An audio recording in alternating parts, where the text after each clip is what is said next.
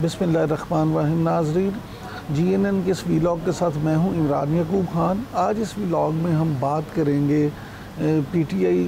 के बानी चेयरमैन इमरान खान ने अडयाला जेल के बाहर जो मीडिया से गुफ्तगू की है उस हवाले से, और फिर हमाद अज़हर जो PTI के रहनुमा मंजर आम पर आ गए हैं, उन्होंने क्या गुफ्तगू की है। चौधरी परवेज़ इलाही की रिहाई जो है उसको हमाद अज़हर साहब के मंजर आम पे आने को, और PTI चेयरमैन जो हैं बानी चेयरमैन इमरान खान, उनकी मीडिया से गुफ्तगू को जो एनालिस्ट हैं, तज्ज़ियाकार हैं, वो किस एंगल से ले रहे हैं, और ये सारी चीज़ें जो है इनका आपस में क्या ताल्लुक़ बनता है, इस पर भी बात करेंगे। और आखिर में हम बात करेंगे वज़ीर आज़म शहबाज शरीफ के दौरा UAE के हवाले से कि ये उन्होंने मुख्तसर दौरा क्यों किया और उसके मकासद क्या हैं। सबसे पहले बात करते हैं कि हमाद अज़हर साहब जो मंजर आम पे आए हैं PTI के रहनुमा, तो उन्होंने मंजर आम पे आने के बाद क्या कहा। तो हमाद अज़हर जो हैं उन्होंने ये कहा, मीडिया से बात करते हुए ये कहा है, वो अचानक जो हैं वो PTI के सेक्रेटेरिएट पहुंचे और फिर वहाँ पे उन्होंने जो मीडिया से बात की, तो उनका ये कहना था कि उन्हें कल इमरान खान का पैगाम मिला कि आपके मंजर आम पे आने का वक्त हो गया है, आपके बाहर आने का वक्त हो गया है। वो उनकी हदायत के मुताबिक अब मंजर आम पर आए हैं, और उन्होंने ये दावा भी किया कि बहुत जल्द अब मुराद सईद और मियाँ असलम इकबाल भी मंजर आम पर आ जाएंगे। नाज़रीन, अगर इस हवाले से देखें तो फैसल वाडा साहब ने भी गुफ्तगू की, और फैसल वाडा का ये कहना है कि ये PTI के ये जो रहनुमा आए हैं, हमाद अज़हर ने जो दावा किया है कि उनके हवाले से कि मज़ीद लोग भी आएंगे, और ख़ास तौर पे मुराद सईद के हवाले से, तो फैसल वाडा ने कहा कि उनको नहीं ऐसा लगता कि मुराद सईद जल्दी अभी मंजर आम पर आएँ। और अभी तक तो हमाद अज़हर के हवाले से उन्होंने कहा कि वो तो ख़ुद भी मफरूर हैं और छुपते फिरते हैं। बहरहाल अगर हम बानी PTI की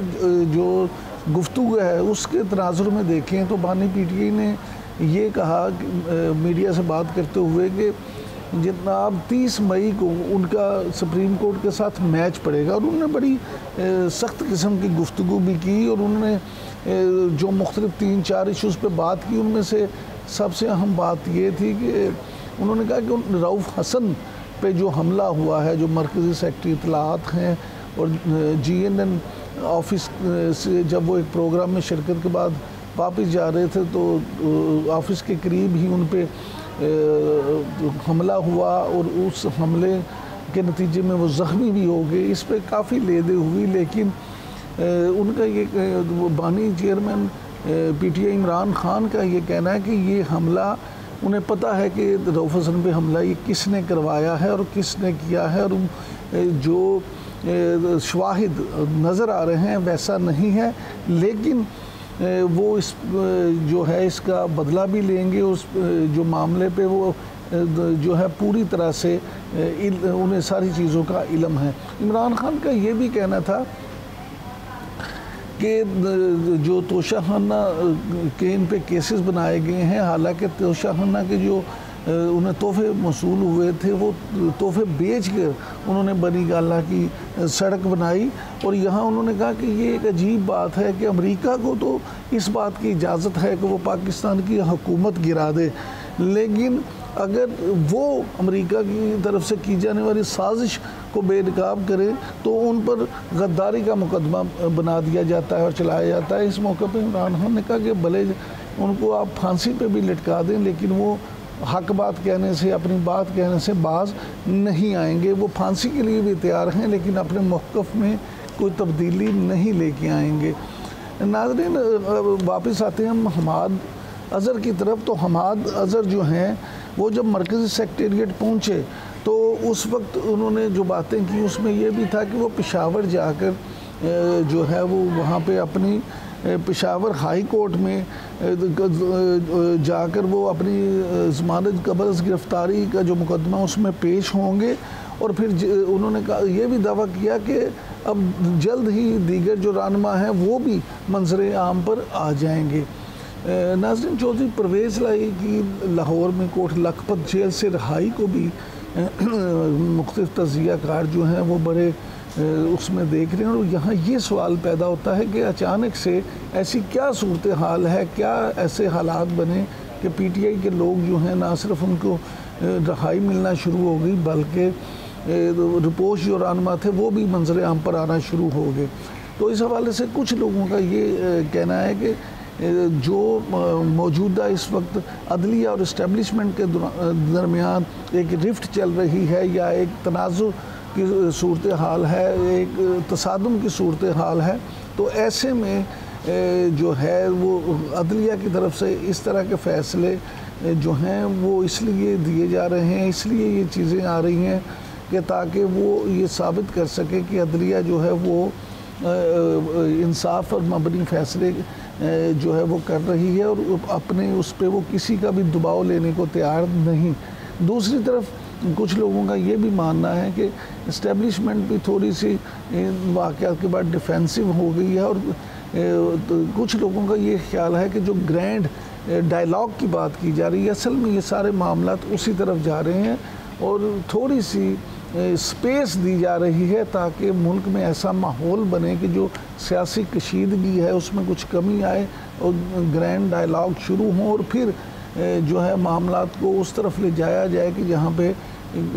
मुज़ाकरात की टेबल पे बैठ के मामलात को हल किया जाए। नाज़रीन, अगर हम रऊफ़ हसन साहब पर हमले की बात करें तो अभी तक अगरचे FIR तो दर्ज हो गई है लेकिन अभी तक किसी मुलजिम को गिरफ़्तार नहीं किया जा सका और जिस तरह से उनको तशद्दुद का निशाना बनाया गया उस पर मुख्तलिफ़ मकतबा फ़िक्र की तरफ से काफ़ी तनकीद भी की गई और उस पर मुख्तलिफ़ सवालात भी उठे कि इस्लामाबाद में दिन दिखारे किसी भी सियासी रहनुमा पे और PTI के सेक्रेटरी इतलात जो हैं उन पे जिस तरह से ये हमला किया गया इसने सिक्योरिटी के हवाले से भी काफ़ी सवालात जो हैं वो उठा दिए हैं कि इस्लामाबाद जो वफाकी दारुल हुकूमत है उसमें भी इस तरह से किसी वक्त भी किसी भी शख्सियत पे अगर हमला हो सकता है तो उसमें फिर इसका मतलब है कि वहाँ पे कानून नाफिज करने वाले इदारे जो हैं वो प्रॉपर उस तरीके से काम नहीं कर रहे। नाज़रीन, हम थोड़ी सी बात हम कर लेते हैं वज़ीर-ए-आज़म शहबाज शरीफ के दौरा UAE के हवाले से। वज़ीर-ए-आज़म के इस मुख्तसर दौरे में उनके सरमायाकारों के साथ मुलाकातें भी जारी हैं और ख़ास तौर पे UAE की वो कंपनीज़ जो IT के शोबे में पाकिस्तान में काम कर रही हैं उनमें वहाँ पे अवार्ड भी तकसीम किए गए और उनको पाकिस्तान में इस हवाले से मज़ीद सरमायाकारी करने की तरफ जो है वो राग़िब करने के लिए कोशिशें की जा रही हैं। वज़ीर-ए-आज़म हाउस के ज़राए का कहना है कि आज का ये दौरा जो है वो इसी सिलसिले की कड़ी है और जो UAE के हुक्मरान ख़ानदान से इस हवाले से जो पाकिस्तानी हुकूमत के मामलात हुए हैं तो उसमें ये तय पाया है कि UAE जो है वो भी पाकिस्तान में मज़ीद सरमायाकारी करेगा और ख़ास तौर पे IT के शोबे में जो बाज़ वहाँ की बड़ी कंपनियां हैं वो पाकिस्तान में एक ह्यूज इन्वेस्टमेंट करने का इरादा रखती हैं। उम्मीद है नाज़रीन कि आपको हमारा ये वीलॉग पसंद आया होगा। बहुत शुक्रिया। अल्लाह निगहबान।